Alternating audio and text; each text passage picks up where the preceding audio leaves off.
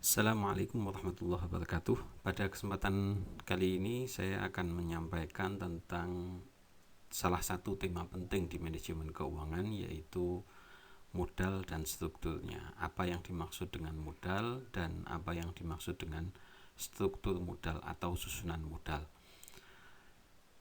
Tema ini sangat penting dan sangat menarik karena membicarakan mengenai pilihan perusahaan, apakah sebaiknya pendanaan dari aset-aset perusahaan itu didanai dari utang atau didanai dari equity.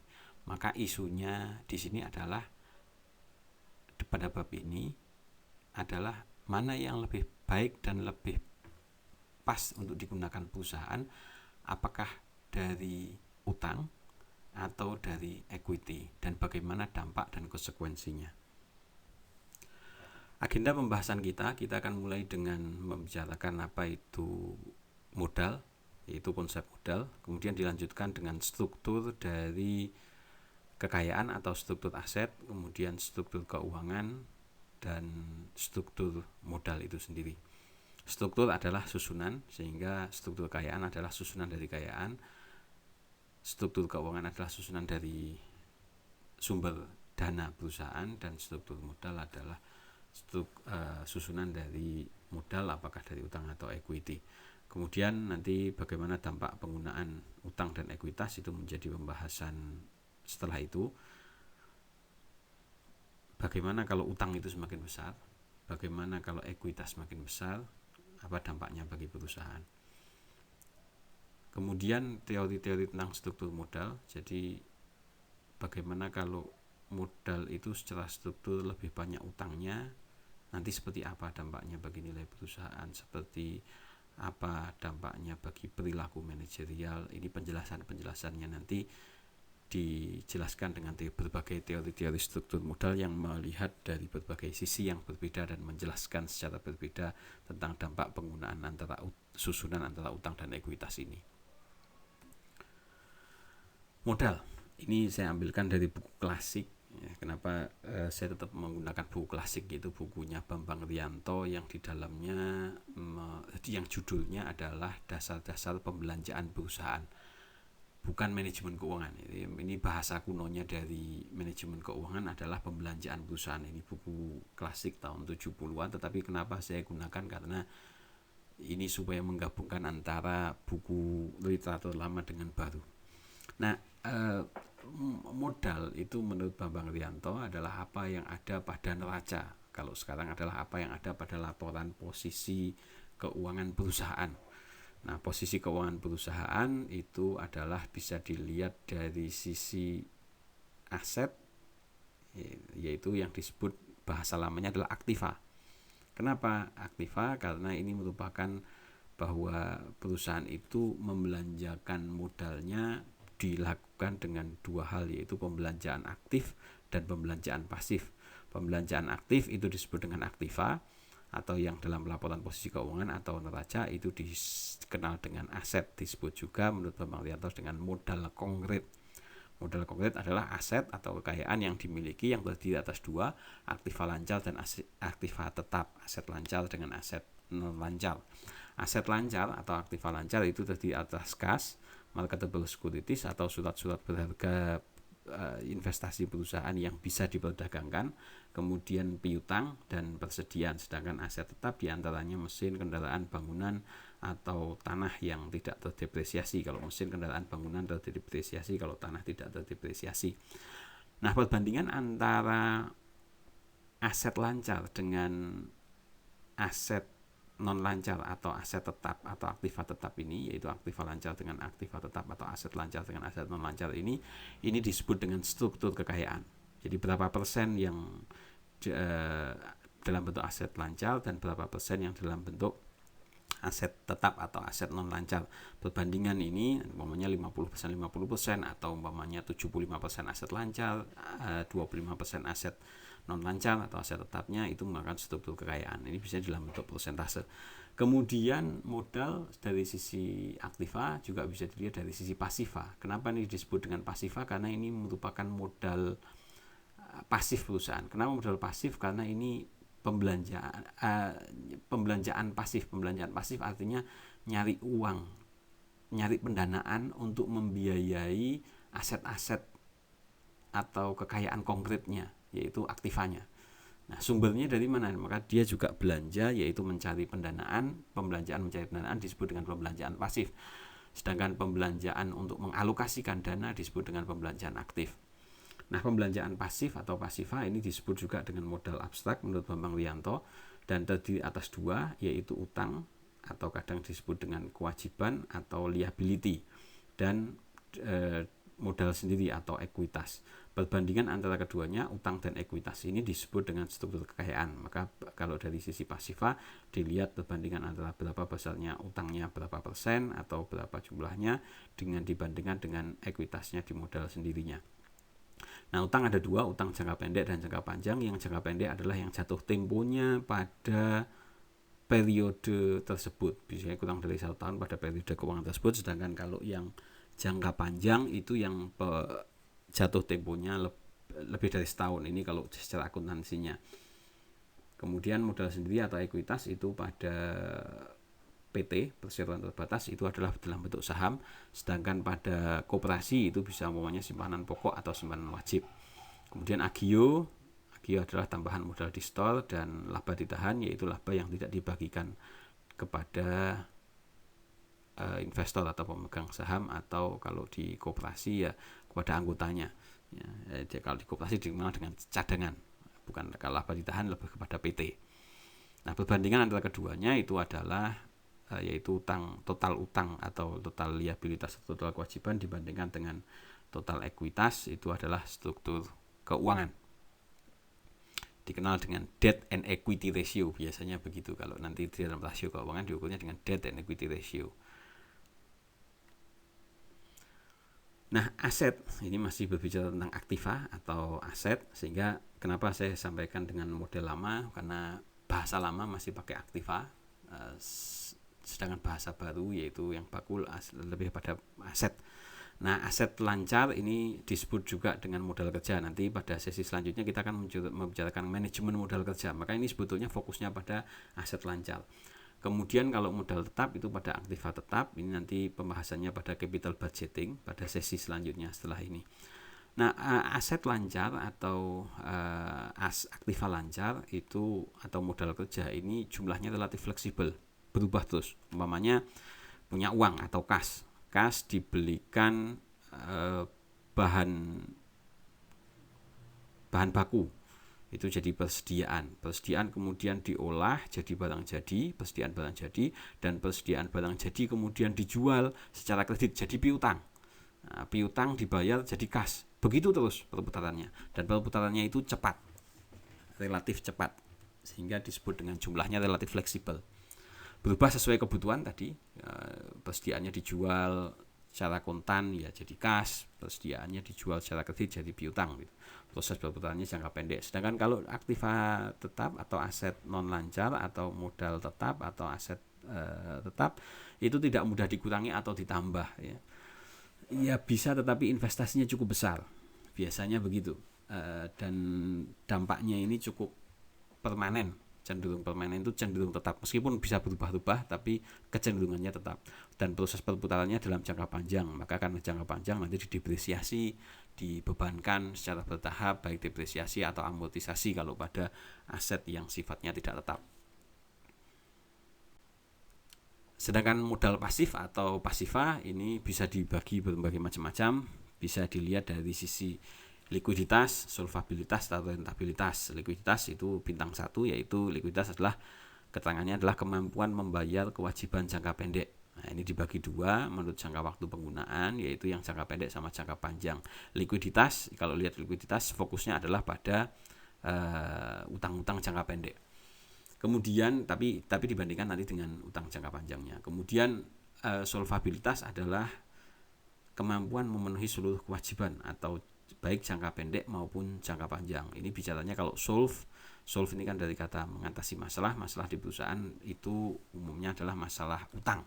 Dan utang ini fokusnya pada utang, maka fokusnya nanti lebih pada liabilitas atau utang. dan dibagi berdasarkan dua, yaitu equity atau liabilitas atau utang. Tapi kalau solvabilitas fokusnya lebih pada liabilitas atau utangnya, kemampuan membayarnya itu dilihat nanti dari sisi ekuitasnya. Kemudian dari sisi rentabilitas ini berkaitan dengan dari kata rente itu artinya penghasilan, yaitu kemampuan menghasilkan pendapatan atau keuntungan, rente.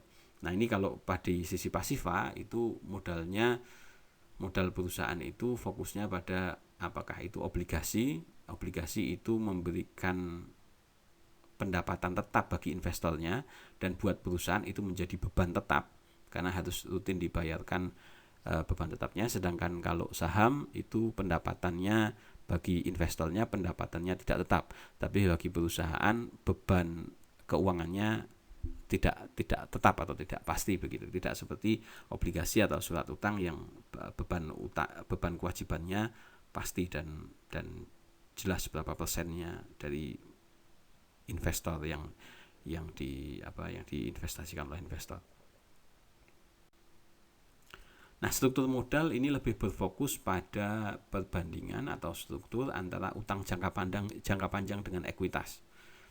Yaitu modal perusahaan itu digunakan untuk jangka panjang, sehingga fokusnya kalau struktur modal ya bicaranya adalah yang digunakan jangka panjang. Maka modal itu hanyalah yang dari investor jangka panjang saja, jadi investor gitu. Maka utang-utang jangka pendek itu tidak dimasukkan dalam fokusnya struktur kewajiban jangka panjang perusahaan. Ini perspektifnya lebih kepada solvabilitas gitu. Nah, penggunaan struktur modal ini itu akan sangat berkait dengan nilai perusahaan. Nilai perusahaan secara teoritis yaitu V, value of firm, atau nilai perusahaan itu adalah sigma atau jumlah dari free cash flow yang didapat, FCF atau free cash flow yang didapat selama kurun waktu tertentu. Kalau perusahaan itu going concern atau berlangsung dan didirikan untuk waktu yang tak terbatas, maka itu atasnya tidak terhingga. T-nya dimulai dari 1, periode yang pertama itu akan mendapatkan free cash flow berapa, periode kedua, T yang kedua akan dapat free cash flow berapa, sampai asumsinya itu tak terhingga kalau itu perusahaannya diasumsikan going concern.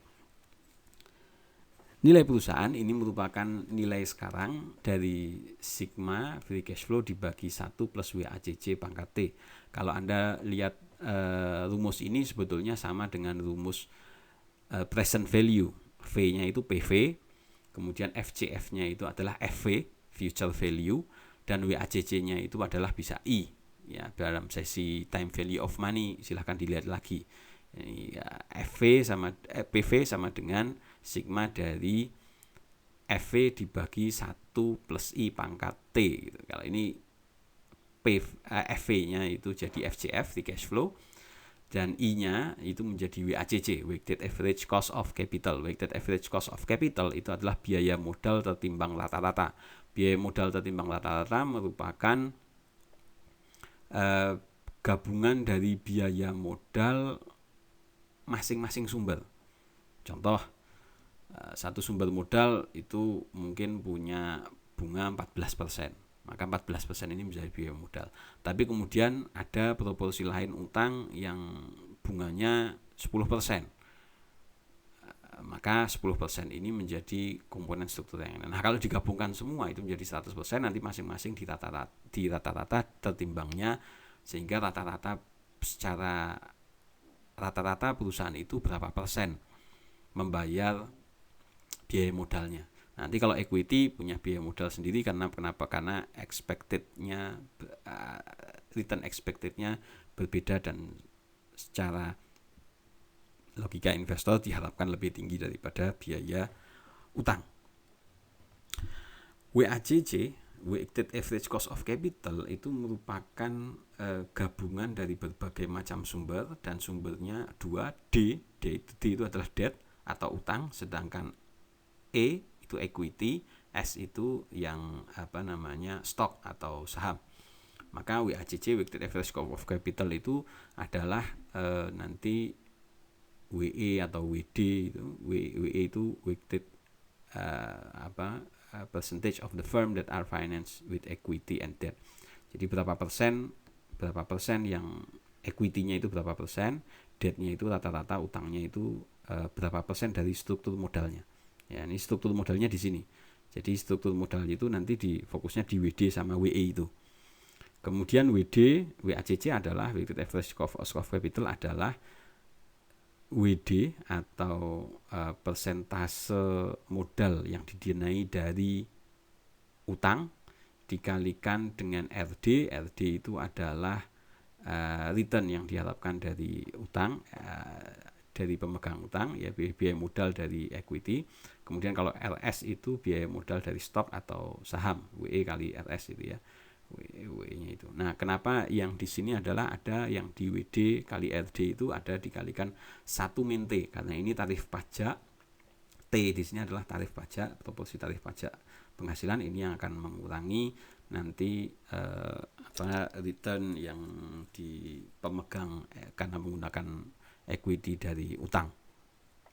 Maka disinilah faktor penentu struktur modal itu nanti ada di WD sama WE itu yang akan, dan RD-nya berapa, biaya modal utangnya berapa, biaya modal sahamnya berapa, itu yang membentuk weighted average cost of capital rata-rata biaya modal tertimbang rata-rata di perusahaan. Nah, kita mulai membicarakan mengenai dampak struktur modal terhadap nilai perusahaan, ya dimulai dengan dampak penggunaan utang pada WACC-nya, pada weighted average cost of capital atau pada biaya modal yang ditanggung oleh perusahaan. Pemegang hutang yaitu kreditur atau debt holders itu memiliki klaim cash flow yang lebih kuat daripada pemilik, yaitu pemegang saham atau stockholders. Artinya gini, perusahaan itu nggak boleh secara norma, secara aturan itu tidak boleh bagi dividen kecuali dia sudah bayar utang atau baik pokok atau bunganya lebih dulu.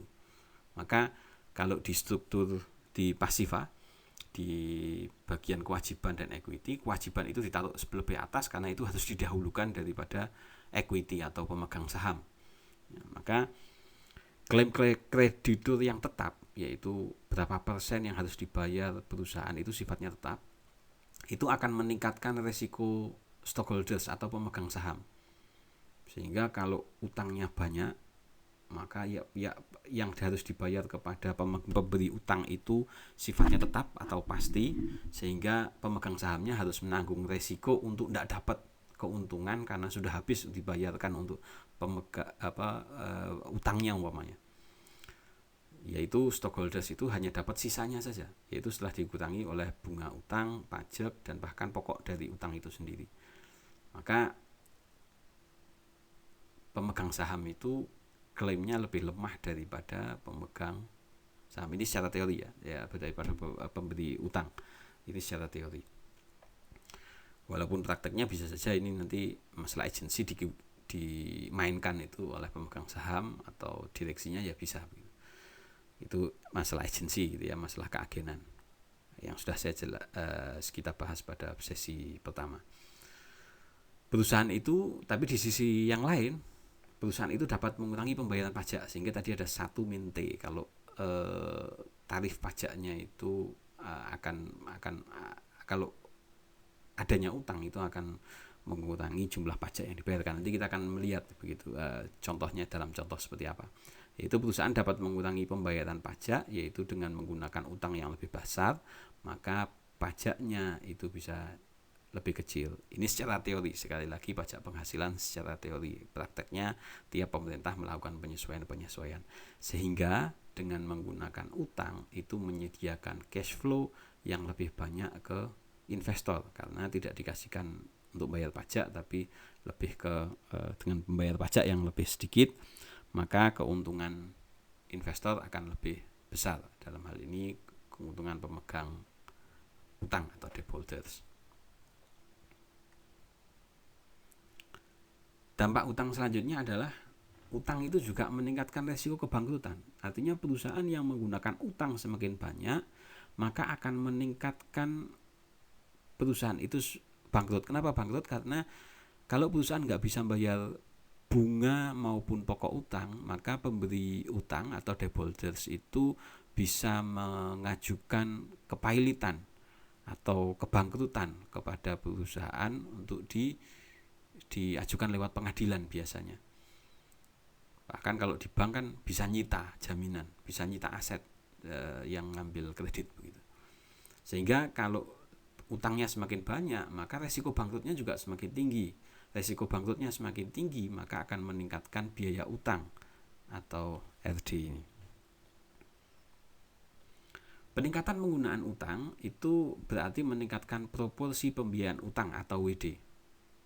Ya, artinya kalau utangnya banyak, jumlahnya banyak dibandingkan equity-nya, maka WD atau proporsi utangnya akan semakin besar.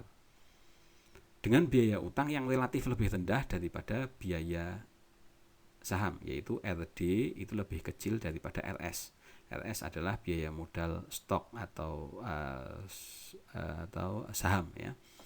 Sehingga mengurangi persentase penggunaan equity yang biaya ekuitasnya itu relatif lebih tinggi. Artinya kalau investor itu investasi di satu perusahaan dalam bentuk saham, dia karena penghasilannya nggak tetap, dia mengharapkan adanya keuntungan yang lebih besar daripada dia hanya sekedar ngutangi. Ini preferensi investor ketika memberikan menginvestasikan dananya pada perusahaan. Sehingga pengaruh bersih pada WACC menjadi tidak pasti. Ya. Artinya ini dampaknya itu kalau menggunakan utang yang lebih besar itu diuntungkan dengan pengurangan pajak karena investasi yang lebih besar, tapi juga meningkatkan resiko kebangkrutan dan biaya modal yang lebih besar ketika menggunakan biaya modal dari saham eksternal gitu.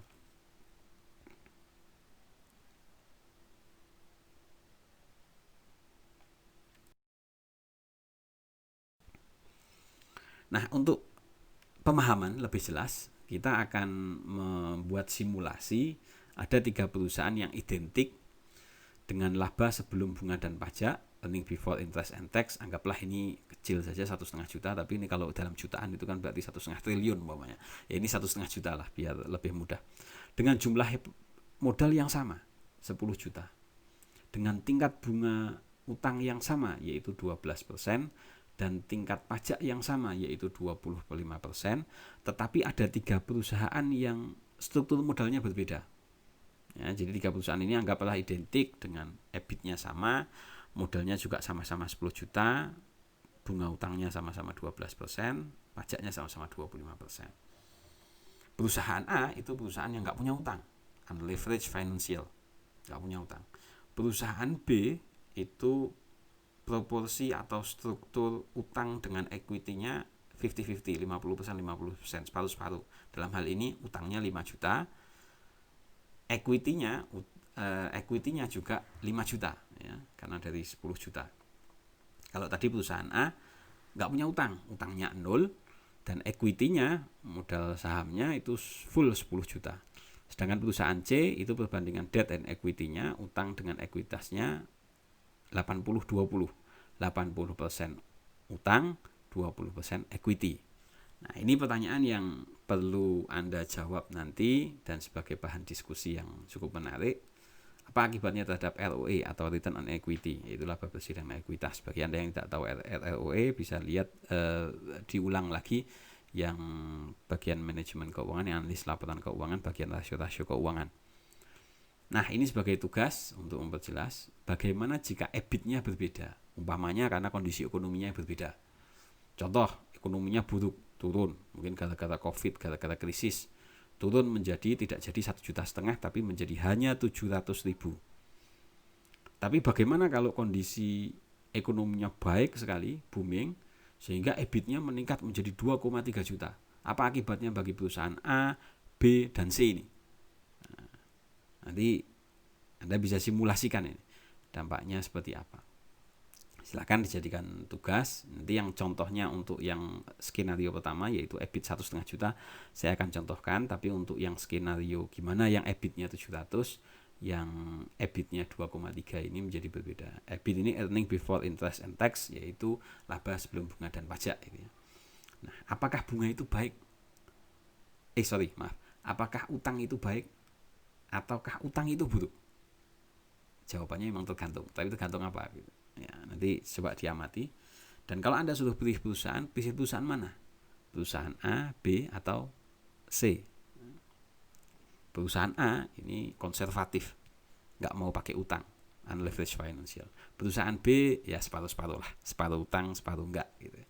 Perusahaan C ini agresif, banyak utang. Mana perusahaan yang baik? Ini nanti silahkan dijawab dan menjadi bahan diskusi. Nah, ini ilustrasi dari jawaban tadi, yaitu perusahaan A itu tadi ya, utangnya 0, kemudian ekuitasnya 10 juta, perusahaan B 5 juta, perusahaan C 8 juta dan 2 juta. Inilah yang membedakan perusahaan A, B, dan C. Yang lain sama, bunganya sama-sama 12%, modalnya sama-sama totalnya 10 juta, EBIT-nya sama-sama 1,5 juta. Nah, sehingga dampaknya bunga yang dibayarkan untuk perusahaan A, ya, perusahaan A interestnya atau bunganya adalah 0. Kenapa 0? Karena dia nggak punya utang, sehingga dia tidak perlu bayar bunga utang. Sedangkan untuk perusahaan B, interest atau bunga yang perlu dibayar, yang harus dibayar adalah 600.000. Dari mana ini? Dari 12%, yaitu bunga utang, dikalikan jumlah utang perusahaan B, yaitu 5 juta. 12% kali 5 juta, yaitu utangnya perusahaan B, maka ketemulah angka 600.000. Ini bunga yang harus dibayarkan oleh perusahaan B. Sedangkan perusahaan C itu harus membayar bunga yang lebih besar, yaitu 960.000. Dari mana? 12% kali utangnya perusahaan C, yaitu 8 juta 960.000. Maka 1,5 juta untuk perusahaan A, earning before tax-nya atau laba sebelum pajaknya itu adalah tetap 1,5 juta. Sedangkan perusahaan B itu 1,5 juta dikurangi 600, earning before tax-nya adalah 900, dan perusahaan C 1,5 juta dikurangi interest atau bunganya 960, maka laba sebelum pajaknya 540. Pajaknya itu adalah 25%. 25% dari mana? Dari laba perusahaan setelah dikurangi bunga, yaitu 1,5 juta. Maka perusahaan A membayar pajak 25% kali 1,5 juta, yaitu 375.000. Sedangkan perusahaan B membayar pajak 25% kali 900.000, yaitu 225.000, dan perusahaan C membayar pajak 25% dari 540.000, sehingga membayar pajak 135.000 rupiah. Anda perhatikan, ini yang dikatakan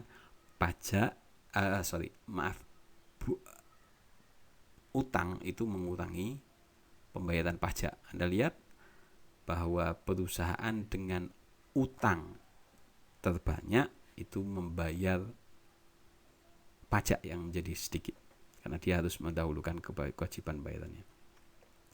Sehingga laba bersih setelah pajaknya itu adalah untuk perusahaan A 1,5 juta dikurangi pajaknya 375, maka masih ada keuntungan 1,125 juta. Perusahaan B 900 dikurangi pajaknya 225.675, dan perusahaan C 540 dibagi 135.000 menjadi 405.000. Maka coba pada slide sebelumnya ada pertanyaan, utang itu baik atau buruk. Nah, itu nanti lebih jelas kalau Anda sudah bikin skenario. Bagaimana kalau EBIT-nya itu enggak 1,5 juta tapi 700, dan bagaimana EBIT-nya kalau naik 2,3, sehingga utang itu nanti disebut dengan leverage pengungkit. Lebih tepat untuk perusahaan nanti yang 2,3 itu leverage-nya yang paling tinggi ini C, perusahaan C, yang tengah-tengah B yang perusahaannya. Dan nanti mana yang disukai, perusahaan A, B, atau C? Yang penting adalah alasannya apa.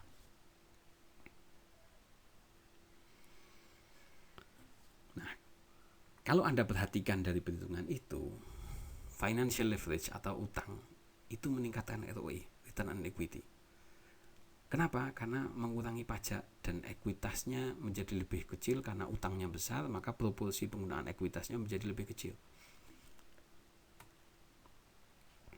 Tapi masalahnya, nanti Anda buktikan dengan penurunan EBIT dan kenaikan EBIT yang dari 1,5 juta turun ke 700 bagaimana, 1,5 juta naik ke 2,3 bagaimana, silakan Anda bikin perhitungannya.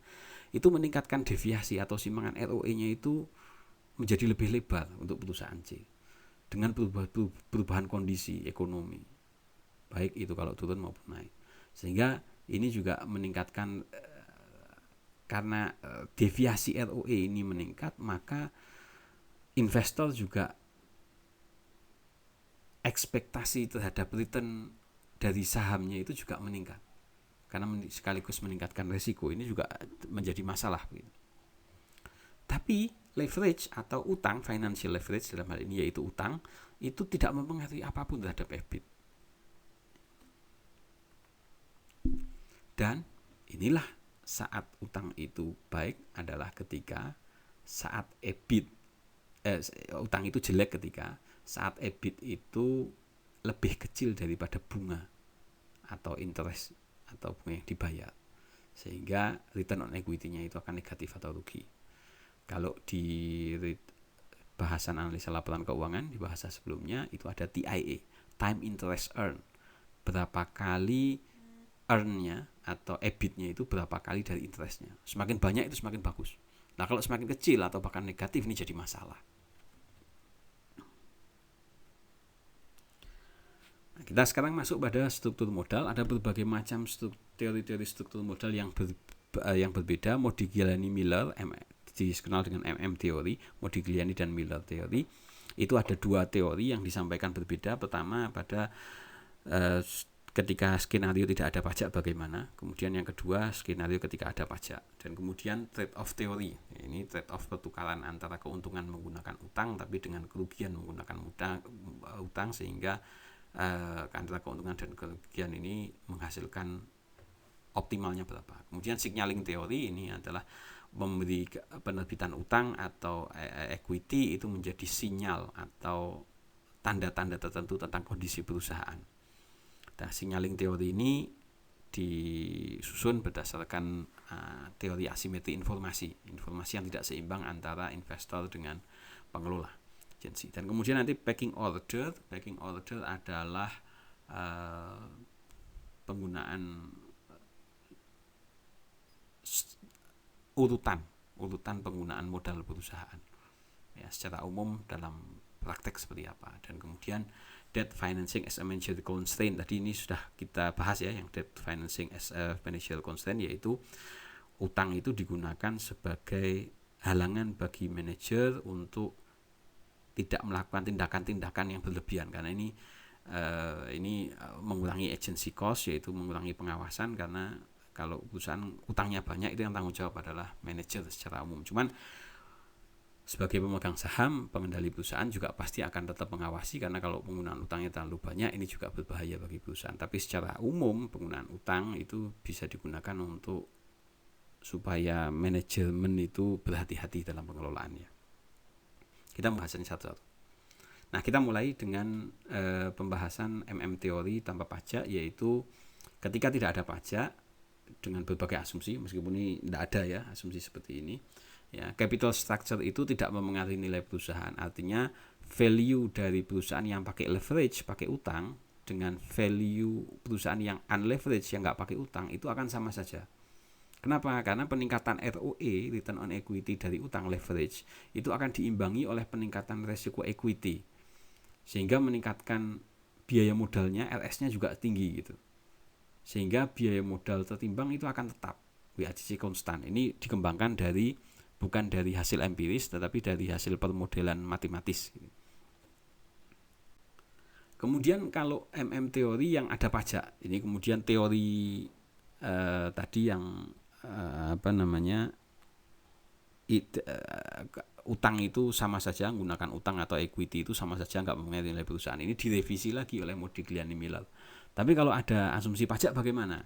Secara teoretik dengan pengembangan model matematiknya, dengan adanya pajak perusahaan itu lebih seneng perusahaan itu pakai utang. Tadi kan perusahaan yang utangnya banyak itu akan menurunkan bayar pajaknya lebih sedikit. Kalau bayar pajaknya lebih sedikit itu berarti uang investor akan lebih banyak. Nah, sehingga kalau ada pajak, teori Modigliani dan Miller menganggap bahwa lebih enak pakai utang daripada equity, karena lebih banyak EBIT yang masuk, earning before interest and tax, yang masuk pada investor, baik investor saham maupun investor utang. Investornya utangnya tetap gitu ya, tapi investor sahamnya akan lebih banyak mendapatkan persentase keuntungannya, ROE-nya akan lebih tinggi. Nah, trade off teori namanya, saya tadi trade off teori antara pertukaran, dalam pertukaran. Nah, ini trade off teori diawali dari mengkritik teori Modigliani-Miller yang mengabaikan biaya kebangkrutan atau kesulitan finansial, financial constraint, yang meningkat ketika bunga itu semakin banyak digunakan pada pendanaan perusahaan, sehingga terjadi pertukaran trade off antara keuntungan dari pajak ya sebagai akibat penggunaan utang dengan biaya kebangkrutan. Artinya kalau perusahaan itu utangnya banyak, itu diuntungkan dari pengurangan pembayaran pajak, tetapi biaya kebangkrutannya naik. Sehingga mana yang ideal? Trade off teori itu intinya adalah pada struktur modal yang optimal. Di persentase berapa itu yang antara biaya kebangkrutan dengan manfaat penggunaan utang ini akan ideal. Sehingga kalau digambarkan dengan grafik, kalau utang terlalu sedikit itu enggak baik untuk perusahaan, utang terlalu banyak juga enggak baik perusahaan. Tapi nanti ada titik optimal yang meningkatkan nilai perusahaan, di mana nilai perusahaannya akan maksimal gitu. Signaling teori ini juga mengkritik teorinya Modigliani-Miller yang mengasumsikan bahwa investor dan manajer itu memiliki informasi yang sama. Tapi kenyataannya menurut signaling teori ini ada gap informasi atau kesenjangan informasi antara investor dengan pengelola atau pengendali perusahaan. Nah, gap informasi ini, kesenjangan informasi ini disebut dengan asimetri informasi. Yaitu pengelola, manajemen itu lebih tahu kondisi perusahaan, investor itu enggak tahu. Karena investor itu enggak tahu, maka investor itu membaca dari sinyal-sinyal yang diterbitkan sinyal-sinyal dari perilaku manajer atau pengendali perusahaan dalam mengelola perusahaannya. Yaitu di sini menyebutkan secara signaling teori, seringkali manajer itu memiliki informasi yang lebih baik dari investor, sehingga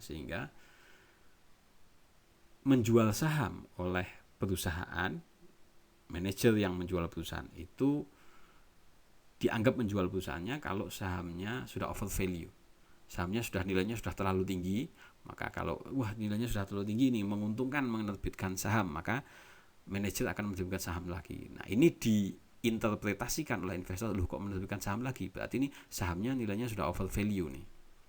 Sebaliknya, kalau perusahaan itu menerbitkan obligasi, maka ini ditafsirkan oleh investor bahwa nilai sahamnya under value, masih terlalu kecil, sehingga perusahaan optimis menerbitkan obligasi sehingga sahamnya meningkat. Investor tahu hal ini sehingga menerbitkan saham itu akan dipandang sebagai sinyal negatif bagi nilai perusahaan, sedangkan kalau menerbitkan obligasi itu akan dianggap sinyal positif dari manajer atau dari pengelola perusahaan kepada investor saham dalam hal ini. Apakah betul? Nah, ini penelitiannya nanti hasilnya berbeda-beda dan berkembang terus begitu ya. Tapi signaling teori kurang lebih berdasarnya adalah asimetri informasi, kemudian segala yang dilakukan oleh manajer itu menjadi sinyal bagi investor, karena investor kekurangan informasi yang valid, sehingga menginterpretasikan dari perilaku manajemen. Itu dasarnya signaling teori seperti itu. Kemudian pembiayaan dengan hutang dan dari sisi keagenan perilaku manajemennya. Ya, masalah agensi terjadi saat manajer dapat menggunakan dana perusahaan untuk kepentingan-kepentingan yang tidak memaksimalkan nilai perusahaan.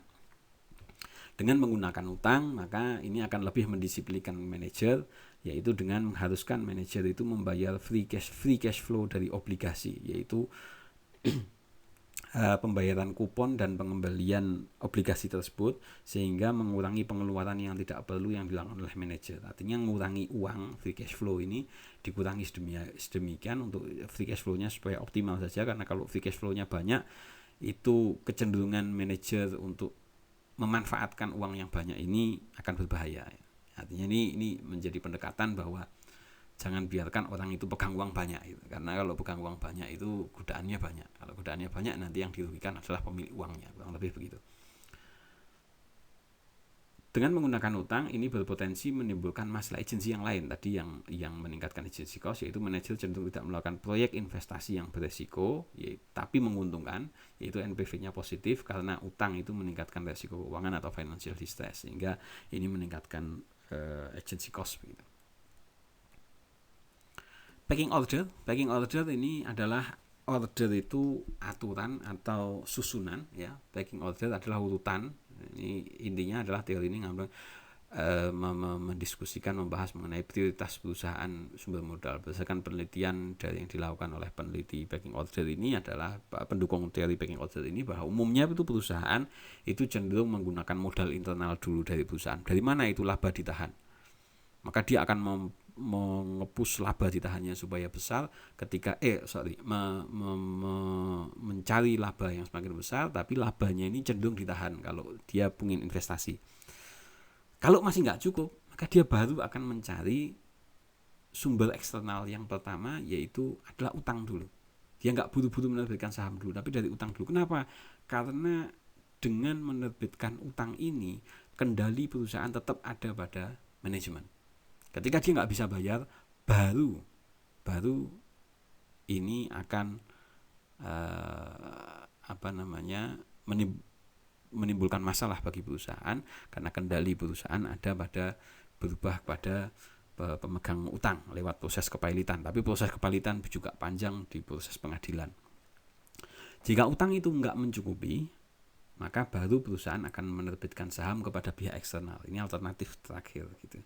Karena itu jarang perusahaan yang mencari dengan metode ketiga ini ketika masih untungnya banyak, ketiga ini. Tapi ini menurut teori packing order. Prakteknya begitu atau tidak, pertimbangan-pertimbangan lain banyak berpengaruh. Nah, secara umum faktor-faktor yang dipertimbangkan apakah menggunakan utang atau equity itu disebut dengan, bisa disingkat dengan FLICTO. FLICTO ini F-nya adalah flexibility.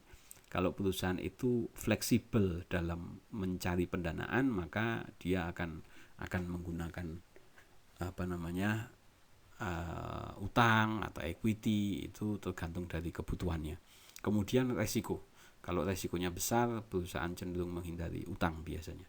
Kemudian I, yaitu income. Kalau perusahaan income-nya besar, mungkin dia juga berani ngambil utang dengan biaya modal yang besar, atau cenderung ngambil laba ditahan yang yang lebih menguntungkan. Kemudian C, kontrol, pertimbangan pengendalian. Jangan sampai utang itu membuat perusahaan atau yang berutang itu terbatas pengelolaannya. Kemudian T adalah timing. Kalau suku bunga rendah, perusahaan akan cari pendanaan dari utang, tapi kalau pendanaan biaya modalnya tinggi, akan cari dari saham, itu timing. Kemudian others, berbagai pertimbangan yang lain, umpamanya ketentuan pajak, kemudian ketentuan pemerintah, kondisi perekonomian, dan lain sebagainya.